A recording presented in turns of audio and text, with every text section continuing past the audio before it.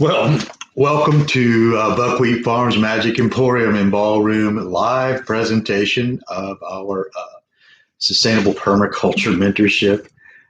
This is really funny because I had so much trouble with Facebook. YouTube is so much easier to interact with as far as filming live stuff. Video, and I did the entire thing on Facebook and never went live with it. I thought I was live the whole time.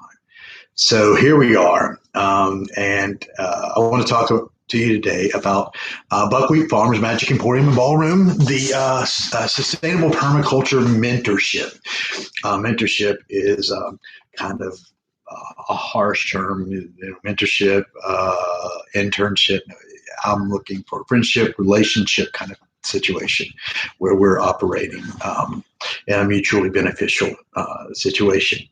First of all, I want to talk about I want to keep this brief. I want to kind of give you the skeleton, and we'll hang the meat on it later because there's so much information in what we're doing, and I want to make sure this is the right fit for you. This is the right path for you. First of all, sustainable permaculture. Many people associate it with kind of natural gardening, things like using what is it, the layered gardening and Kugel gardening, and which we do, but it's much more than that. I came up with kind of this my own definition here. It's utilizing natural methods to imitate and create ecosystems that provide nutrition in a manner that best uses the resources at hand and mimics the natural ecosystem. And that is what the basis of permaculture is. Now, we use a lot of different means to do that. Here we have an aquaponics system in a greenhouse that we're about to add. As soon as the fish arrive, we'll have fish in. We have a couple of three kuni pigs, two boars and one female. We've got laying hens, but we've also got permaculture type situation where we're using guilds to implement apples and plum trees, and we'll be using trellises. So there's all kinds of things that we're using. And the wonderful thing about permaculture is that it's not a one size fits all. We're not permaculture experts. We're not the quote unquote certified folks. We're just hands-on people, and that's we just mainly what drew us to permaculture was not only the ability to provide quality food for our family and free of chemicals and pesticides, but also the ethos of permaculture, which follows our hearts. The ethos is just basically twofold: care for the land and care for people. We do things as far as caring for the land in a sustainable manner. One of the things you'll read about when you look at the information online about Buckwheat Farms is that buckwheat is the thing that it's our mascot, because buckwheat pretty much sums up permaculture to me. It's a plant that provides so many benefits to the soil while it's growing, but then it can be utilized by us, by our animals, and also it reproduces. And it's just part of what we could talk about. We consider sustainable permaculture. One of the other things is dandelions, what most people consider weeds. Here at Buckwheat Farms, we have what people call pigweed. It's wild amaranth, but it's actually really good for the animals. And that's one of the things that you'll find as you develop your ecosystem is that that the plants and native species will find you as you begin to work with. And I guess that sums up what sustainable permaculture is. It's working with nature instead of against nature. And that's why it's also called lazy gardening, because we use lazy gardening techniques that in other words, instead of all the high maintenance stuff you have to do to maintain the false garden, when you grow what we're talking about are food forests, there's much less maintenance that goes on. And generally it's seasonal versus throughout the season. And now, one of the things you'll find out here is, I'll may mention it. I'll mention it now. I do something where I've hauled in about 1,800 pounds a week for the past 2 or 3 weeks of wood chips in here to provide and change the environment. And so that's one of the things that I want to talk about with what we're looking at as far as what we found as far as the difficulty with the community, with sustainable permaculture and getting into it is one, the mindset. It's so easy to fall back into the mindset of a lawn and the mindset of going to the store and picking up the stuff that's wrapped in plastic and bringing it home because I'm eating healthy. So there's a change in mindset that comes with sustainable permaculture, where you start looking at ways to eliminate your impact on the environment, while providing better and more high quality food for yourself. But the other part of that, the other difficulty that we found is the mental aspect of it. I mean, let's face it, we are, especially if you're my age, or if you're a boomer, I'm at the edge of the boomers. So if you're my age, I just turned 60 last month. So if you're my age, you have, kind of, you've been entrenched in this whole idea of let's hop down to the store and get these things. And so there's a mindset that you have to extricate yourself from. And so this offers a support and a way of doing it. But the thing is it's hard to transition because there's it's hard to go from because there's not a reliable source of information that provides you of all the people growing their own food and selling their own food. So unless you go to the farmer's market, unless you make special trips and everything, it makes it really difficult. So what we're looking for is to try to help you simplify that transition into sustainable permaculture to overcome some of those obstacles. One of the ways that we're doing this is we're combining the concept of community-supported agriculture with this. Community-supported agriculture in a system like that, say you would find someone like me who's growing, and you would engage them and you would invest in time and financially in supporting that effort. So the farmer is not bearing the entire risk of things going on. So you would share in the produce that's produced. Excuse me. That's what comes with doing two of these back to back. So you would share in the produce, you would share in whatever's produced in the land and that kind of thing, and that would help people get there until their permaculture is established.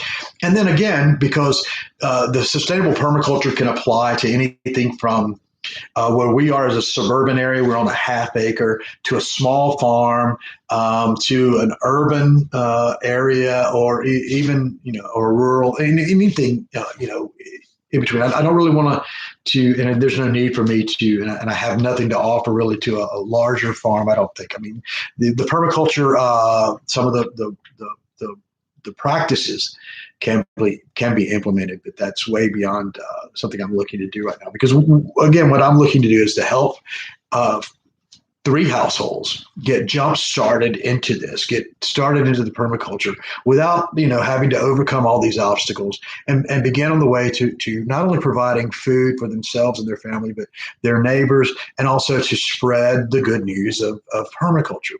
And I'll make a little aside here to share with you the good news of permaculture.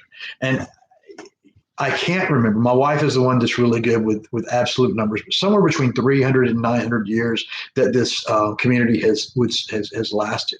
They're in the middle of the desert. and they utilize sustainable permaculture practices, and they have everything they need.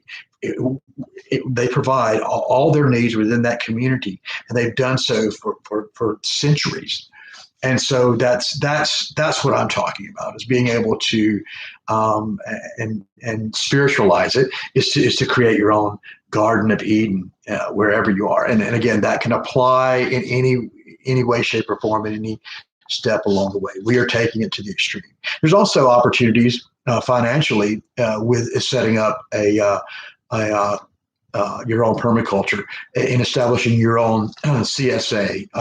If you're, say, in an urban setting, if you could somehow set up permaculture on a rooftop and grow something that the local restaurants would purchase. So there's opportunities there as well. So it's limitless in this, and there's not a one size fits all. What we're doing here is what's right for us in our situation. What you do will be what's right for your situation, and that's really what we're offering. What we are offering here is an opportunity for 3 households, and 3 is it's a magic number, but 3 is the number of that we believe right now our resources can handle. And our primary resource right now, as our harvest is starting to come in, is in our eggs. And so in our eggs, we think, the egg production we've got now, 3 additional households we can support with our eggs. But you would get a negotiated monthly share of the harvest. And because we're using permaculture techniques, and because we have a greenhouse, and we'll be using things like cold frames and things like that in the off season, there will be a continuous harvest of certain vegetables. And again, within reason. We're doing things like we're putting in strawberries, and I've already talked about fruits. We got fruit trees going in, and so all of those things you would share in that, and again, it would be negotiated, because not a one size fits all. Whatever is right for your household, it's not right for another household, and vice versa. So that would be negotiated. What we would give you is a basic understanding of the working and implementation of permaculture practices. Like I said, I'm not an expert, but I have access to experts. I have friends who are actually certified and as permaculture experts, and are doing hands-on things. I've also got some connections with some local a local beekeeper. There's some resources that we're connected with. I'm an information gatherer, so I'm kind of trying to get because there's no clearinghouse for all this, and so that's one of the things I'm trying to do in building these relationships is to try to link us together, and that's again what the community exchange system will help to do. So we'll guide you through the process in doing that. You'll get the hands-on practice here, where you'll help us here. You'll see what's working. You'll help us see sometimes what's not working, because again, I don't have all the answers. I don't even pretend to believe I have most of the answers. I'm seeking just like you are, but I believe that the more eyes and the more hands that we have in a situation, the more that we can understand. Well, to a certain degree. Course, the law of diminishing returns. Anyway, but we'll guide you through that process of setting up your own ecosystem, however that looks for you, and we'll help you with that, and we'll put you in touch with the resources. There is a group in St. Louis that is set up an urban rooftop gardening where they're feeding the homeless. So there's all kinds. This is just whatever your heart desires to go with this. If you're missionary minded, if you want to use sustainable permaculture, what's already being done. So you've already heard about it if you're in the missions field, probably, but that not only the connection to the valuable resources within the permaculture field, but also valuable local resources and resources, because I am let's make things work. I told you I've hauled in earlier on. I told you I'm hauling in 1,800 pounds a week or so of the wood chips, and I'll also go this week and pick up a load of compost. And all this is free material. free material. Now you don't have to try to speed up the process, like I said, but this is speeding up the process, and it's free material. We'll see in the videos, because that we've done, and other videos, the fencing, every bit of fencing except for the posts came free, and most of the posts came free. We just went and picked up the fencing. People were tearing down old fencing again, getting rid of it.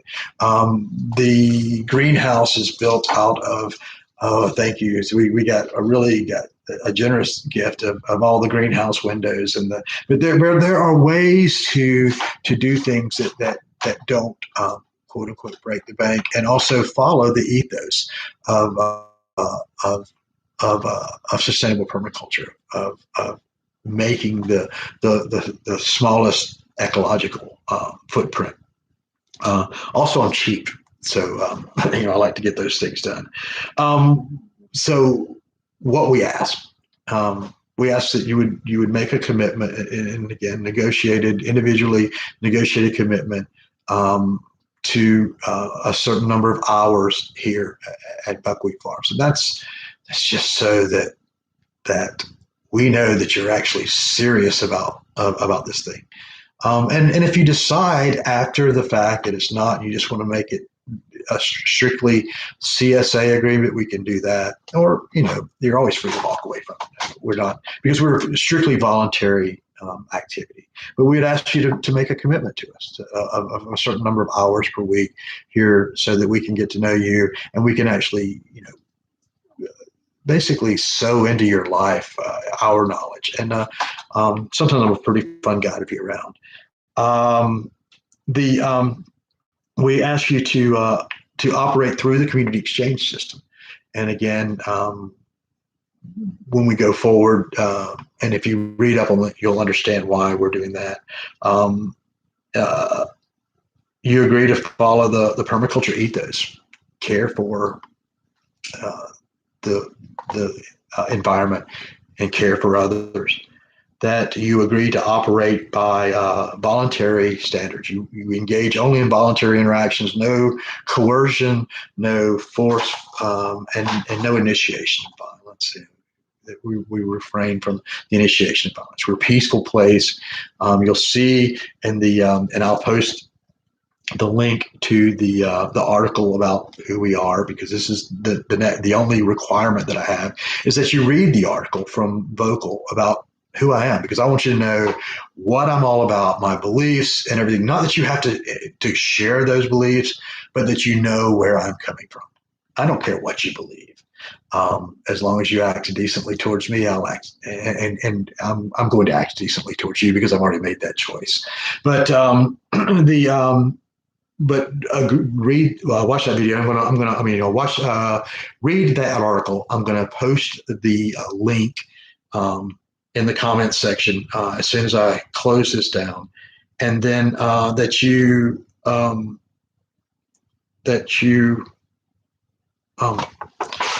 basically that you think about and meditate on if this is the path for you. Because I am looking for those who are looking to spread this. I'm not a doom and gloomer, but I see things that are coming down the line. Just this past week, I was doing some work in liquor stores, and I'm talking to the liquor store owners, and they're talking about how, since everything opened back up, they can't get liquor on the shelves. They can't get supplies of certain types of liquor because the bars opened back up, and of course they're going to sell to the bars because the bars move product, and I was in the food and beverage industry for a long time, so I understand how that works. But now that things are opening back up, there's also going to be that situation with the food, because it's more it's a higher turnover. It's more profitable to sell to restaurants than it is to sell to your grocery. So there's a backlash of the shift, and again, I don't know if it'll be bad because I think there are enough guys like me around and folks like you around who are growing their vegetables and raising their own chickens and things like that. And we'll survive. But I just want to ease the landing for people. And also, there may be someone watching the video who's actually feeling some food insecurity right now that you've been, and that's one of the things we want to help with as well, because this is one of those the the perks, I guess I should say, that if you're a part of the mentorship, if you become part of the Buckwheat Farms family, when you're here, you eat with us, and I'm a pretty freaking good cook, seriously. So anyway, what's next? After reading and deciding that this is the path, what I want you to do is just comment next step in the video comments. Next step, and I'll get in touch with you. Now, again, you've got to be in the Middle Georgia area to do the mentorship program. If you want to do video, because part of the mentorship program too, I'll do is I'm going to try to do like a weekly video with some practical tips, some practical information on it. But if you want just the video, the online, and I may even do some live Q&A, and I'll turn on live chat and do some live Q&A and stuff like that, maybe with it, if I can figure out how to do this stuff. But if you want that, if you want the online instruction, comment far out in the comments section.